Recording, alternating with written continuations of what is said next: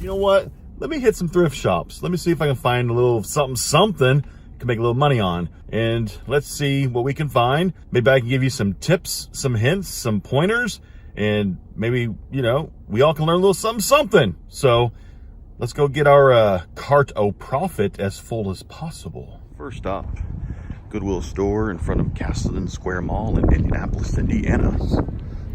Checking out their locked glass cases first, see what they got. Anything good? Doesn't really look like it. A painted vase, 15 bucks. Here's some kind of cool though, a collectible toy. Kiss, Psycho Circus, Ace Frehley, and Stiltman, 20 bucks. The bubbles turn yellow though, that really hurts the value, but that's actually pretty cool collectible though. But nothing in there though. During this video here, the music in the background is playing a little bit too loud, and YouTube doesn't like it when copyrighted music gets played, but I found a really cool brand new Realtree camo hat that actually will sell pretty decently. Had it priced pretty low and easily turned probably 15 bucks of pure profit on this. So brand new Realtree hat with tags, I will take that in a heartbeat. Fantastic find when you're out thrifting. And next we're going to go buy the vinyl records because I collect vinyl, and looked around, but I did not see anything of any kind of value for my collection or to resell. Let's go ahead, let's head on to the next Goodwill. So after the first stop, it wasn't a huge success, but I mean, it was successful. Walked out with this for $1.06 out the door. I'll probably actually put that more than likely in my Poshmark closet, just because that's probably gonna be the best place to sell that item. I'll probably list it for probably 15 bucks. After doing some research, it sells for like $15, $20 for a brand new Realtree kind of camouflaged hat. So I'll ask like 15 bucks. After all the fees and stuff, I might make like 10 bucks in that hat. Yes, it's not a huge profit, but thrifting, a lot of times, it's not really huge one item profit. It's a whole bunch of 10, 20 items that valued at 10 bucks a piece that add up quickly. So actually what's funny in this Goodwill, like there was that big group of guys in there. They all had their phones out scanning every item in like the, I guess you'd call it electronics section. They were scanning everything, looking up everything. Everybody has a learning curve. I'm not trying to badmouth. It's just, I like to sometimes stand back and kind of, I would say that's probably 6-month experience, or I look at a person, I'm like, man, that person's got years of experience. You know, it's just kind of, it's interesting, you know, people watching sometimes when you're out thrifting, you know, actually, because that Goodwill, I'd say every single person in that place, they were thrifting. Nobody was buying because they needed stuff. Everybody in there was thrifting to make money. Like everybody was. So anyway, I'm gonna head up the road to a second Goodwill and see what I can find there. But I have a hunch these people in here are probably going to be up there shortly right after me anyway. Or they probably have already been there. I'll find out. Cart with profit. Here in this glass case, they've actually got 4 Nintendo DS's, but they want 40 bucks, 40 bucks, 40 bucks, and 30 bucks. So yeah, their pricing is pretty much spot on with eBay pricing. So this is a no-go. Actually, it might be a little bit high on eBay pricing, but they've actually got 4 Nintendo DS's here in a glass case. So that's kind of interesting. Hey, what's up? So they got some sneakers up here. Black and silver shoes. Nice. So yeah, glass cases are pretty mediocre except for these, but can't now. There's nothing left to make on profit. Okay, I just walked up on this bicycle and I am very, very intrigued. They have it marked as a Schwinn for $29.99, but the more I look at it, this thing is a vintage bike. It's called the Raleigh. It says it's made in England.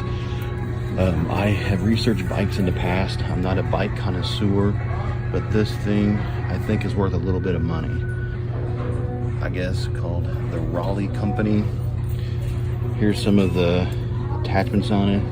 The brakes on it work. I think the original pedals. The seat has been replaced on it. I think the only thing that's been replaced on it is the seats and maybe the grips. But everything else is original. Looks like they got the Sturmey Archer England. I'm guessing maybe 1960s, maybe 1970s. Everything here is stamped made in England. A little bit of research. I think it's sold for about $75 to $100 to the right buyer. I'm 100% sure if I'm gonna get this or not. For 30, I don't know.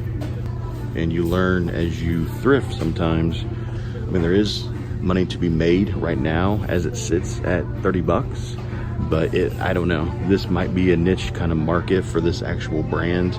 So, but there's a decent bike here that's at least a double up. And not much over here in terms of VHSs. They got a few sealed ones, but nothing of value, because there are still some VHS that have value to this day. Not very many though. Crocodile Dundee. What happened to this dude? He completely fell off the planet.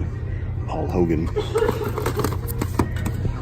Yeah, there are still some value out there in VHSs, but it's few and far between. But whenever you do find one that's got a little bit of money, it is nice. Leaving Goodwill now absolutely kills me to leave that bike behind, because there's profit to be made there. But I don't want to have to store that thing for possibly who knows how long. Because that bike could take who knows how long. I mean, that bike could sit for a couple months, or it could sit till next spring until it actually sells. Because that's kind of that is kind of a niche, kind of a market. A vintage made in England bike. But I mean, it does have value. I mean, I looked it up, learned a little bit about that brand, the Raleigh brand that's made in wherever it was, England, whatever town it was in England. Good vintage brand. I thought it was gonna be worth more than what it was, honestly. There was some models of it though that were going for upwards of 300. That bike was 1970, I'd say early 1970s. There was some models, some racing models that sold for about 300. That model was about 75 to 100.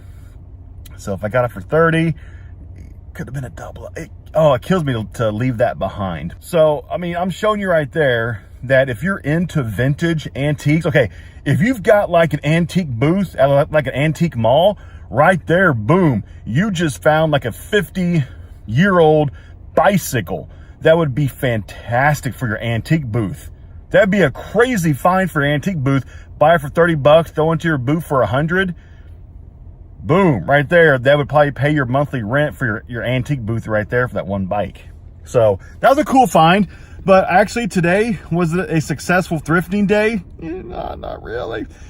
I used to thrift a lot many years ago. But nowadays thrifting is really oversaturated because, you know, a lot of people do it now. 10 years ago, it wasn't as well known that thrifting can be really profitable. So this sector of people who thrifted a decade ago was very small. But in 2018, I'd say almost everybody in that Goodwill store, they're all thrifting. The employees are probably thrifting themselves. So it's harder now to find stuff to buy. Actually, what was funny, right after I walked away from that bicycle, 2 people within a matter of 15 seconds walked up and started looking at the bicycle. They pulled out their phones and they started to research the bike themselves because they saw me spending. I actually spent, I'd say, a good 15 minutes researching that bike. Like, I had my hand on that bike the entire time, you know, so nobody else could walk up and grab it off of me while I was trying to research it. But the minute that I walked away, people pounded, like, jumped on it. It's still sitting there though, because I think other people looked at it too and they kind of saw the same thing, that it could be a long tail item. The profit's there, but it's a long tail. But if you got an antique booth, it's gold for you. It's a cool antique booth item. This is the real life. If you're a thrifter, sometimes you don't find much. But honestly, I only hit 2 stores though.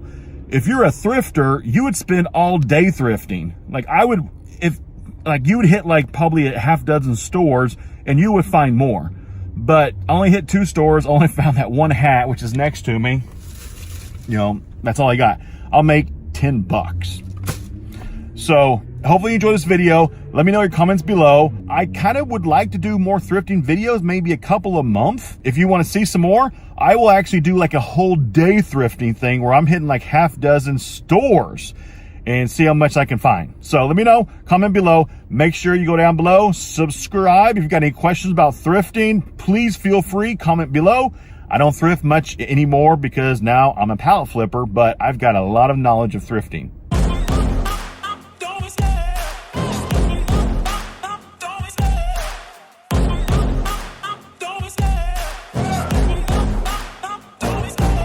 Love the chase and the hunt, and I set the pace when I'm running. I always take what I want and I always give it 100. Don't need a bank, no I'm funded. Play the game like it's nothing. I'm always thankful for something. Don't take for granted, stay humble. Now wake up, it's time to look at the enemy. Look in the mirror if he is no friend to me. It's not